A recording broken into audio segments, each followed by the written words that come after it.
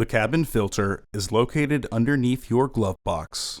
Remove the 2 plastic screws that secure the foam panel to the glove box.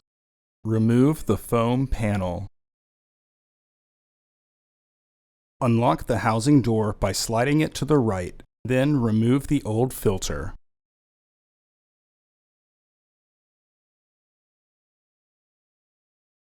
Align the tabs on the housing door with your new filter. Insert your new filter into the housing, with its airflow indicating arrow pointing towards the front of the car. Slide the housing door to the left to lock it into place. Reinstall the foam panel.